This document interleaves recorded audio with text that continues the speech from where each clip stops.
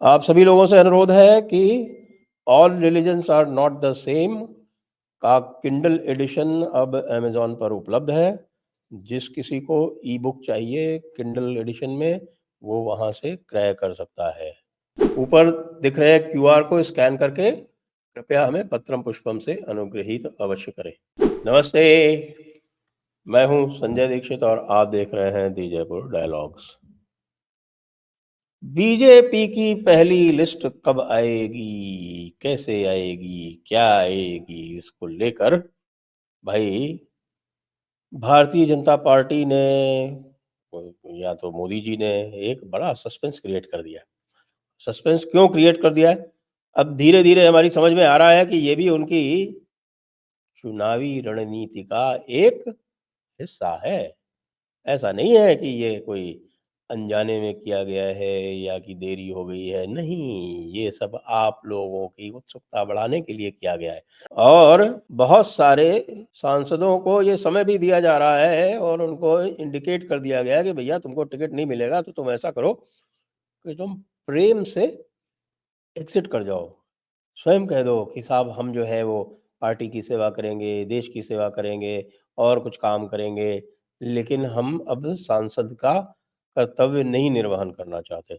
ऐसे 2 लोगों के तो वक्तव्य सामने आ चुके हैं और मुझे लगता है कई लोगों के और सामने आ जाएँगे। कई सारे कैबिनेट मिनिस्टर्स हैं, उनको भी टिकट नहीं मिलना। अभी हम इनके नामों के बारे में भी बात करते हैं कौन-कौन है। तो कल कैबिनेट की अंतिम मीटिंग है।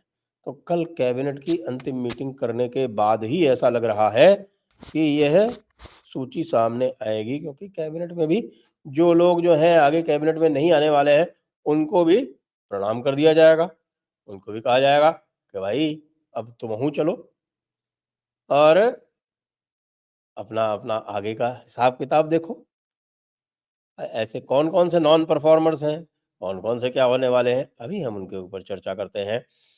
वैसे 2 लोगों ने एक्स पर यानी पुराने ट्विटर पर जाकर ये कह दिया है कि उनको टिकट नहीं चाहिए। कौन है वो लोग? एक तो गौतम गंभीर ने कह दिया है।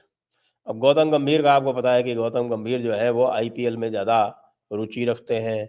अब वो वापस लखनऊ छोड़ के और कोलकाता नाइट राइडर्स में शामिल हो गए हैं। आईपीएल और चुनाव एक साथ होने हैं, तो या तो वो आईपीएल कर लें या चुनाव लड़ लें।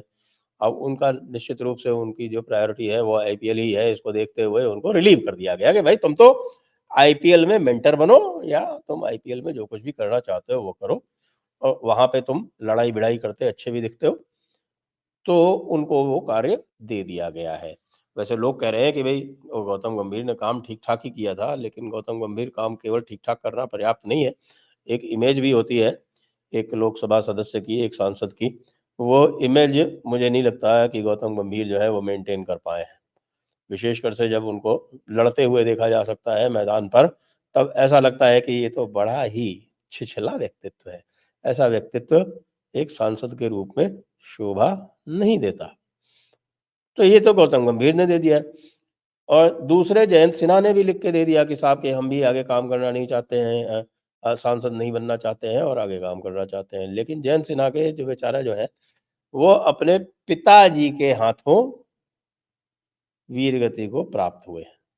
ऐसा पिता भगवान किसी को ना दे, जिसकी अपनी जो महत्वाकांक्षा है, वो एक टैलेंटेड पुत्र के सामने रोड़ा बनकर खड़ी हो गई। आपको ध्यान है ना, जयंत सिन्हा जो थे, वो पहले कार्यकाल में, मोदी जी के पहले कार्यकाल में उनको फाइनेंस मिनिस्टर में स्टेट मिनिस्टर का दर्जा दिया गया था।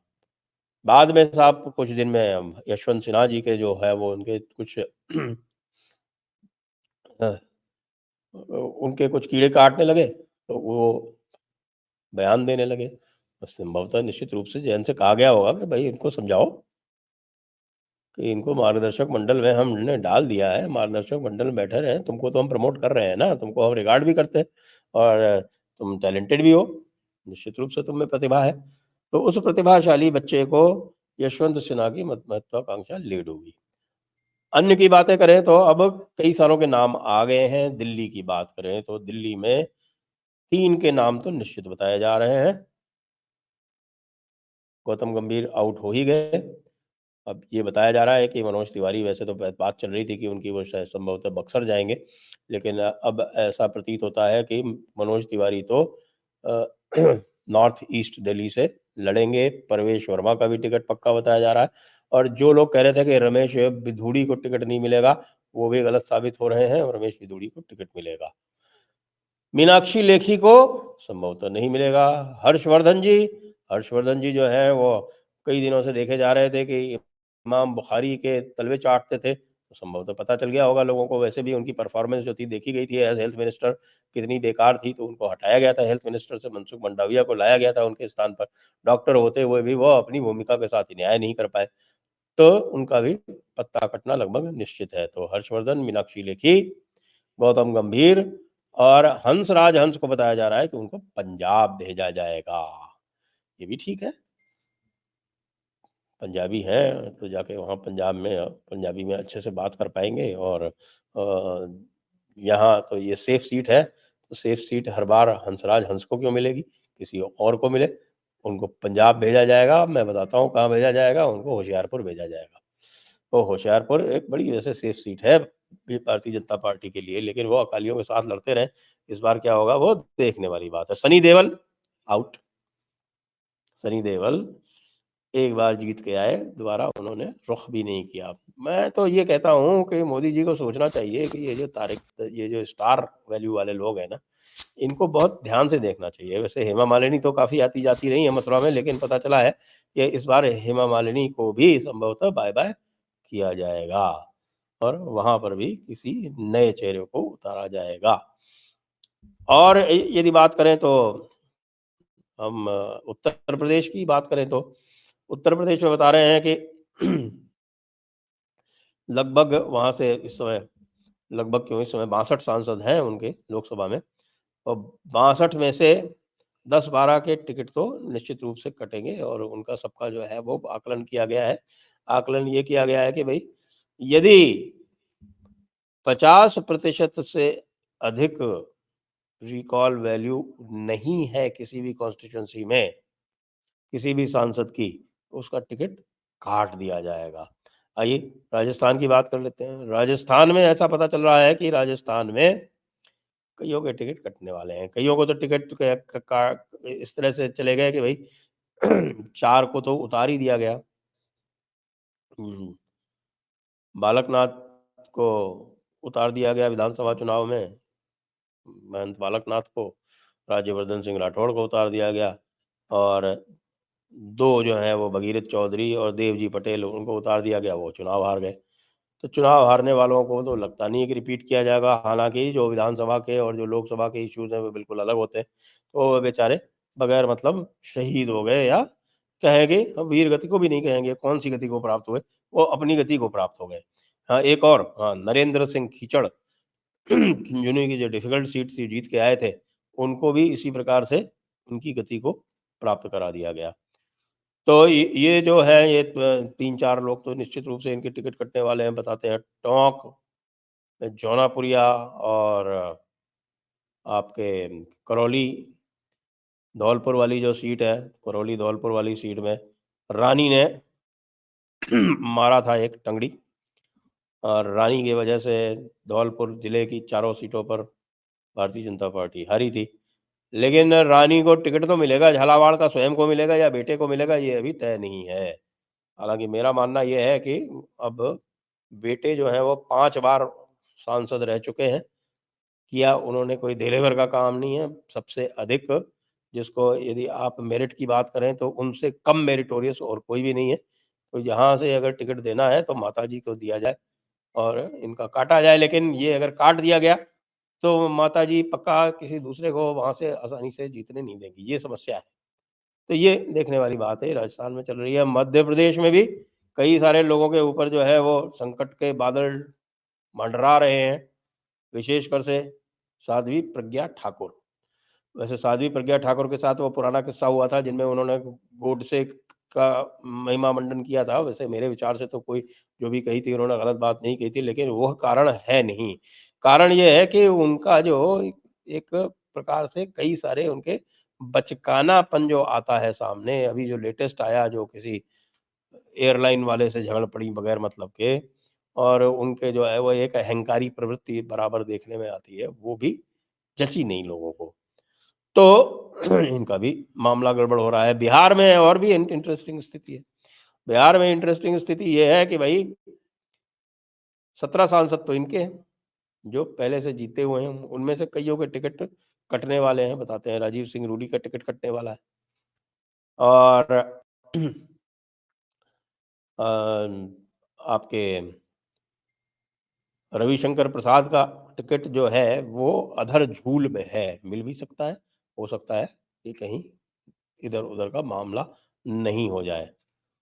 इसके अतिरिक्त और भी कई सांसद हैं विशेषकर से जो मिथिला क्षेत्र से आते हैं, उनके टिकट्स पर भी बातचीत चल रही है कि क्या होगा, क्या नहीं होगा।